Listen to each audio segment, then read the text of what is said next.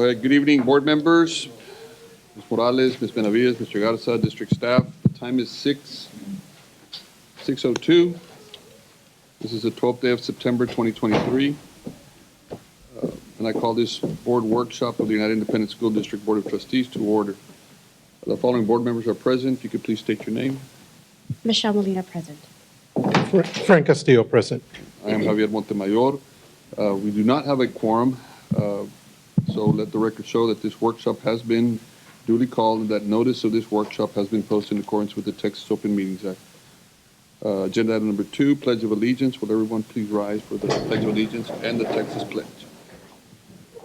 Pledge of Allegiance To the flag of the United States of America and to the republic for which it stands, one nation, under God, indivisible, with liberty and justice for all. Under the Texas flag, I pledge allegiance to thee, Texas, one state under God, one and indivisible. Okay.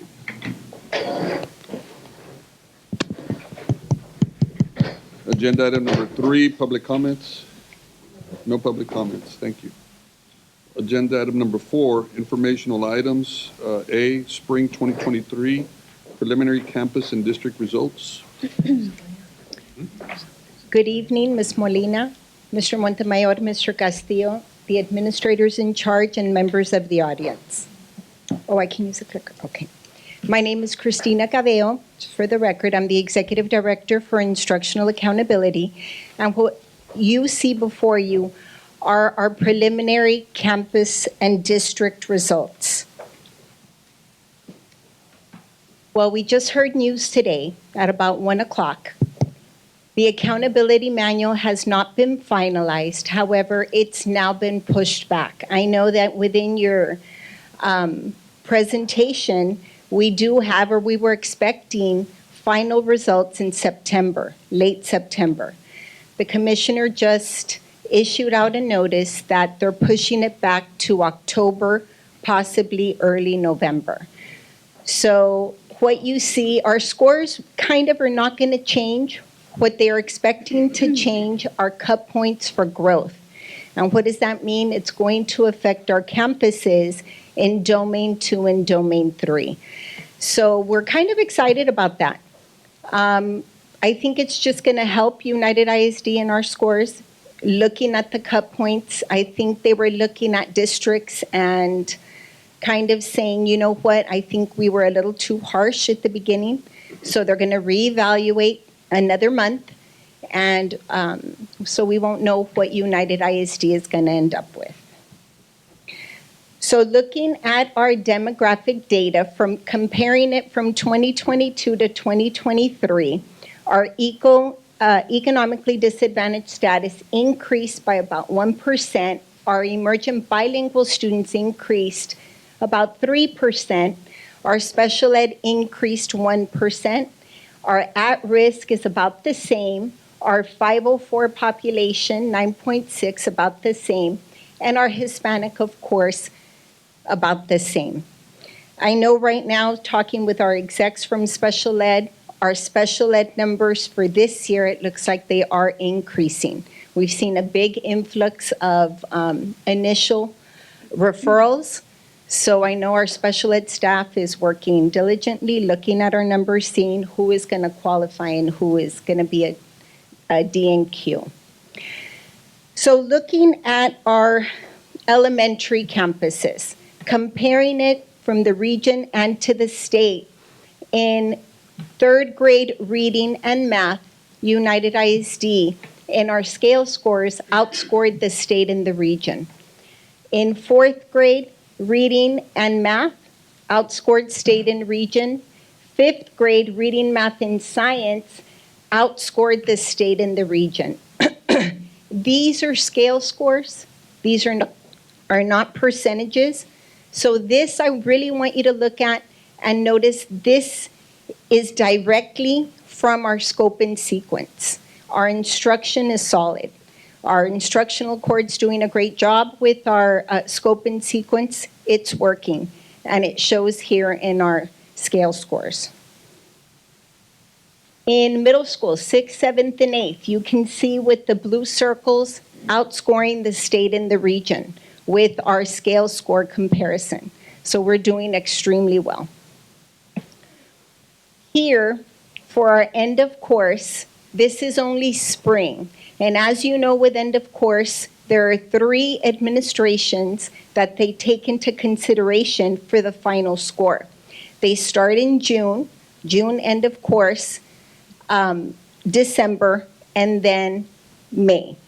So these are our May scores, and looking at the state and the region, we're doing extremely well. Algebra 1 of 4151 compared to the state and the region.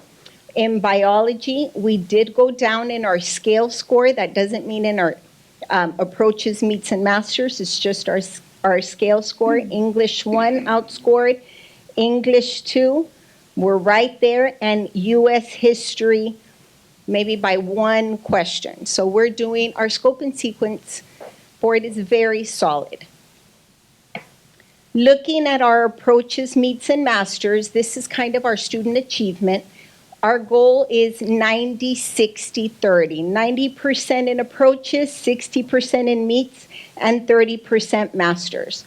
So if you see through the blue square in reading language arts, grades 3 through 8, we outscored the state and the region. Looking at our math, we just fell short 1% in our masters, grades 3 through 8, but still outscored in the approaches and meets. And just a reminder, approaches is passing. So we're doing well. Science, outscored the state and the region, and social studies, 8th grade, outscored the state and the region. Looking at Algebra 1, these are our end of course. Algebra solid, outscored the state and the region. Biology, scored the same as the region, just 2% below the state. And English 1, looking at a 71, we are at the state, outscored the region. Looking at our English 2, 71%, the state is at 74. And our U.S. history, just by 1% in our approaches. So we are extremely proud of these scores. But again, we're not going to know for another month our A's, B's, and some C campuses. I know you have this slide, but I think this is going to change. Looking at our high schools, we do have 3 of our high schools projected to be an A. We're hoping that 1B with this new scaling reset for the month, that we're hoping that 1B turns into an A. Our middle schools, we're projecting 8 A's and 4 B's, elementary 8 A's, 18 B's, and 4 C's. Again, a lot of our campuses are, remember, this is a whole new accountability reset, stands for 5 years. So they are looking at the cut points. We're hoping that those C's will come up to B's and some of those B's come up to A's. And that's it for me. Any questions? Thank you. Thank you.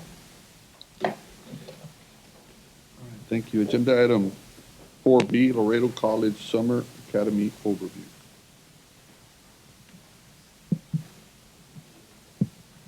Good evening, Ms. Molina, Mr. Montemayor, Mr. Castillo, administrators, and members of the audience.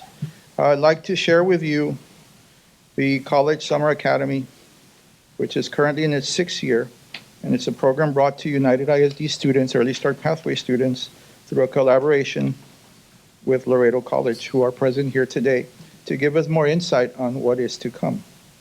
So, is this the word? So what I'm showing you here is the number of students. This is the first year back from COVID that the sessions were face-to-face. It is at Laredo College. United ISD provided transportation. Laredo College provided the instruction as well as the meals for the students that were participating. So that was a very good deal in reference to the number of students that participated. Again, coming back from COVID. We had 292 students, summer session 1, with a close to 100% passing rate. In summer session 2, we had 182 students taking courses with a 98.9 passing rate. So overall, we had close to 100% passing with a total of 474 students. What you'll notice in the boards are the courses that were offered. So what I'm going to show you now is the breakdown of grades for the students that took these courses. So the first column represents the college course that they took. And of course, you'll see it broken down by A, B, C, and D. D is also passing at Laredo College. So if we take all these numbers into account, we have a 99.7% passing rate, where we have 291 students out of the 292 getting passing scores. For summer session 2, again, we have the first column where it represents the courses that were offered at the Laredo College main campus. We have them broken down by letter grades. We had a total of 182 students. 180 out of 182 got passing letter grades for a percentage of 98.9. So what I do want to share tonight is what is coming up for this school year, and that's why Laredo College is here today. And one of the emphasis that I want to share with you is the open educational resources that we are starting to use this fall. And basically during the spring term, it'll be hopefully close to 100% in terms of the textbooks that we use, to where it'll save the district approximately $500,000 in reference to the amount of textbooks that we purchased through the bookstore. The other good thing is the tuition and fees will be waived. And in this case, we're talking about, since we have most of our teachers in those courses are our own United ISD student teachers, we don't really pay that much tuition, so we'll be saving approximately $339,660,000 in reference to tuition and fees. So I would like to recognize Dr. Minita Ramirez to confirm that this, hopefully this will continue, or to see what is it that. It's impressive. No pressure.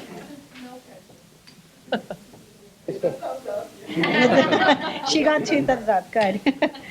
So I thank you again for the collaboration with Laredo College. As you can see, they're very supportive. They're here tonight to show the contributions that we make, and we work as a team.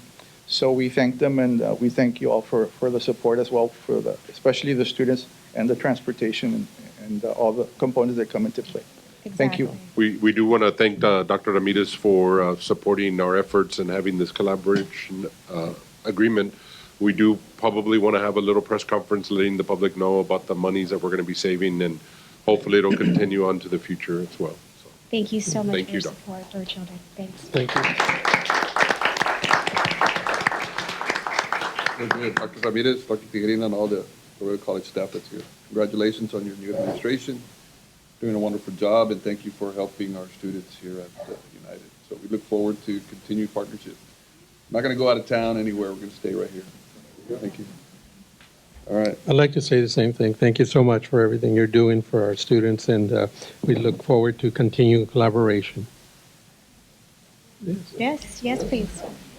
Not on the agenda, but. I didn't prepare anything. There's You gotta no, take it. I'm never prepared. No, I'm just kidding. No, just on behalf of the Board of Trustees and certainly all of our faculty, staff, and our students, because your students are our students, we want to thank you all for the support and the collaboration. This program is not unique to any of the community colleges in Texas, but what is unique is the relationship that we share with UISD at all the time. We have the luxury of being able to pick up the phone and call and get a response quickly from the team that we work with Mario and with Angie and all of the dual credit folks, and certainly with your team here that is supporting our program. The summer program, I think, was a huge success, being able to get the students onto the college campus and giving them that experience of being in a college classroom certainly opens the doors to the I can attitude. And that's what we want to foster.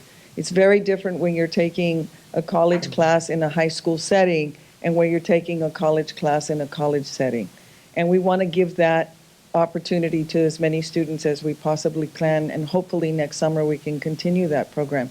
A lot of our students are doing extracurricular activities during the regular fall and spring terms, and therefore the only way for them to really get a dual credit experience is in the summer. And we want to hopefully continue to offer that. As for our free tuition for this next academic year,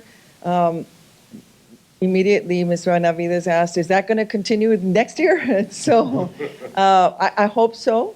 We're under a pilot new formula funding structure for this year by the Texas Higher Education Coordinating Board meeting in November. We should know what the funding model is going to be for next year. So we'll know early on in your budget process for the following year what we're going to be able to offer. But ideally, we want to continue to do the partnership.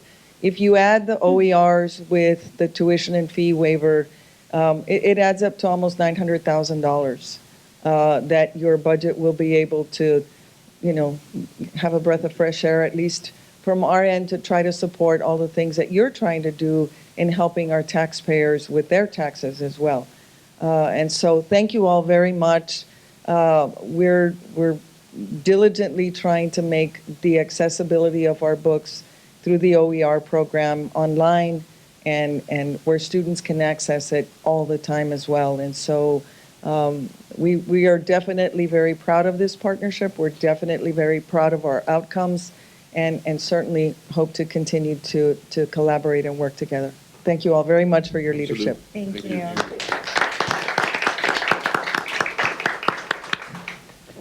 Agenda item number 5. The following items are to be reviewed by members of the board with recommendations for action to be made at the next regular board meeting. Letter A, monthly disbursements. The Division of Finance presents you monthly with the disbursement for the prior month. In this case, it's the month of August. At this point, we all have any questions? No, thank you. Agenda item D, budget amendments. Yes, sir, this budget amendment is to end the fiscal year 22-23, this past year, ending August 31st. We are bringing you some good news. We with the Fed fund rates increasing, we took advantage of that and made some opportunistic investments in what is allowed by the Federal Public Funds Investment Act. So we gained a little bit under $2 million of interest income that we want to allocate to the following functions. Just as we're doing our closing entries, we just want to make sure we have some cushion in there in case there's an entry or a transaction that we need to record in these particular line items. If you notice 51, it's $1.6 million increase there.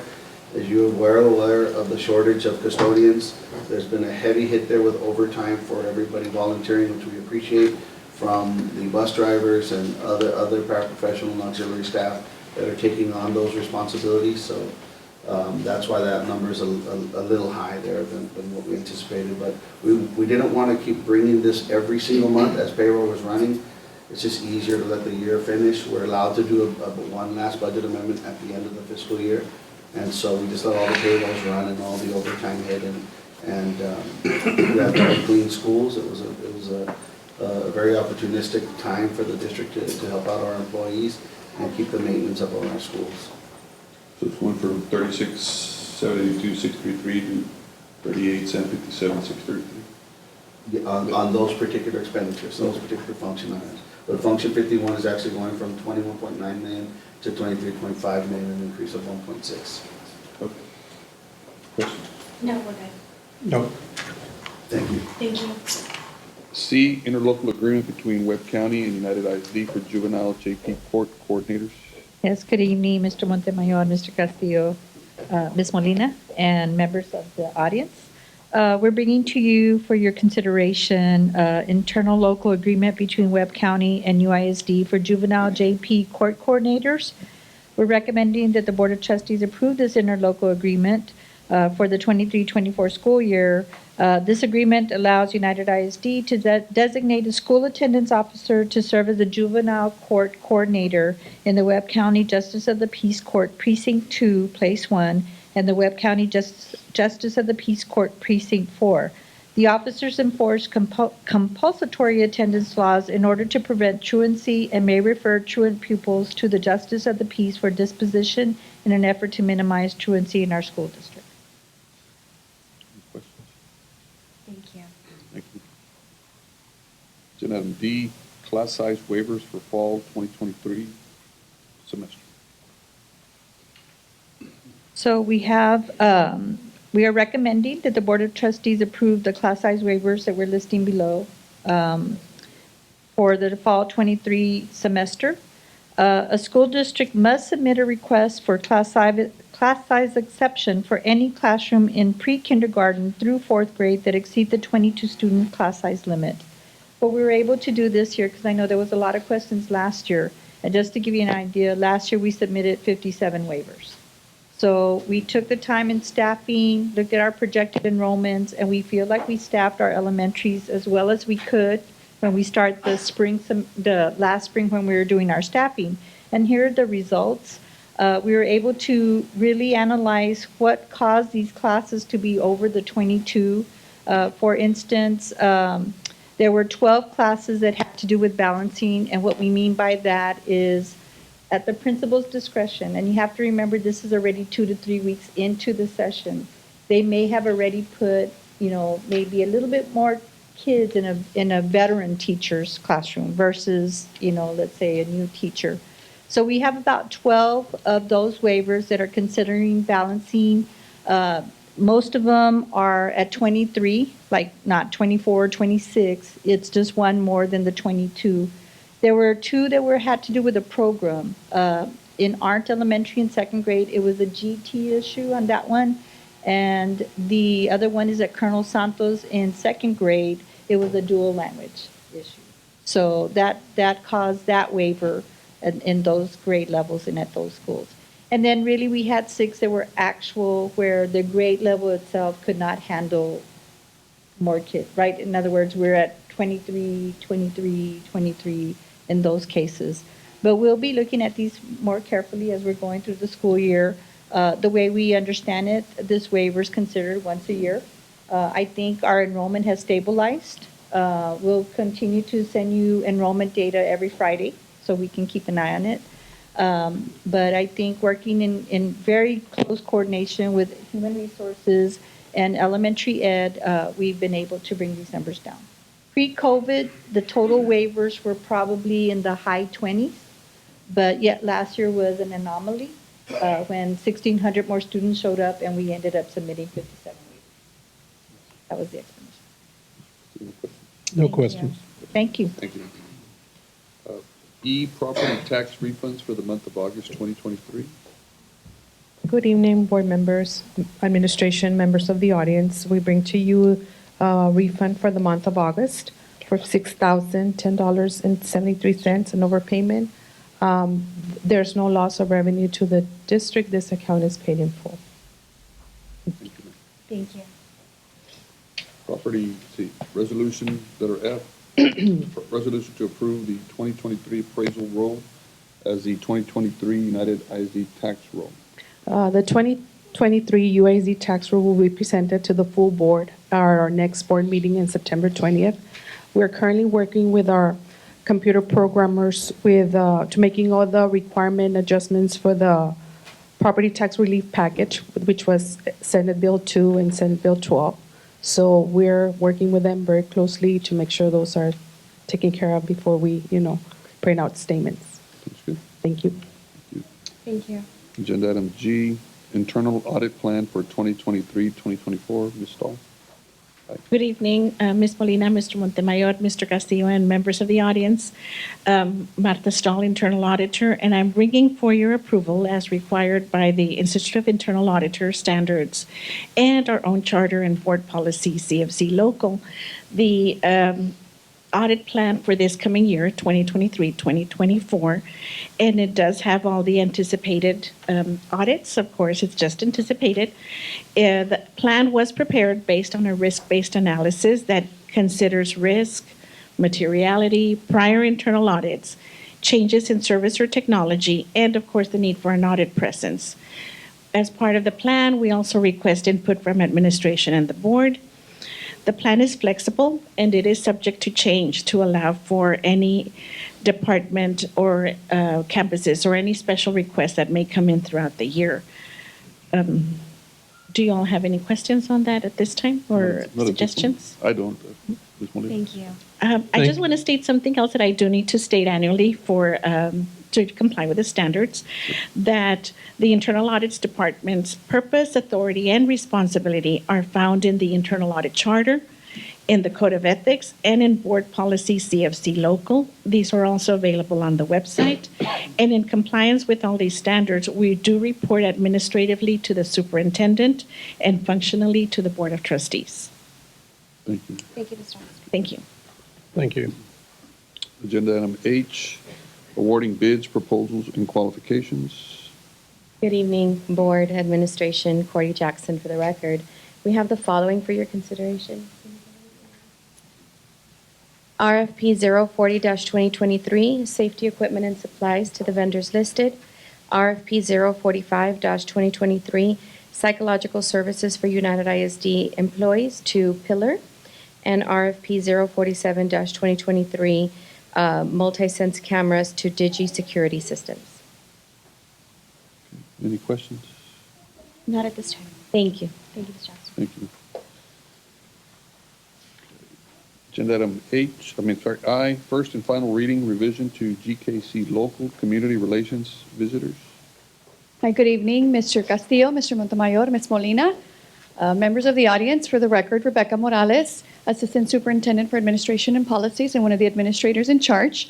Today, we bring to you for your consideration for possible approval at next week's meeting. Change, we've been working on an update to GKC Local. We've worked with our TASB policy consultant, and all we want is to add that vendors shall be scheduling visits through the superintendent's office, and that visits are not done during the instruction day for our campuses.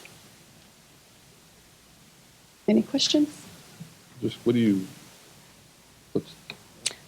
We've had, in just the first few weeks of school, a lot of vendors reaching out to our principals, and our principals were kind of asking for assistance in maybe standardizing the requests so that we don't bombard our principals and they have more time, to be in the classrooms and not fielding so many phone calls. So to standardize the process and maybe also allow them to come and visit the campuses, but after the school day, so that the principals could have time to visit visit their classrooms and, meet with their staff.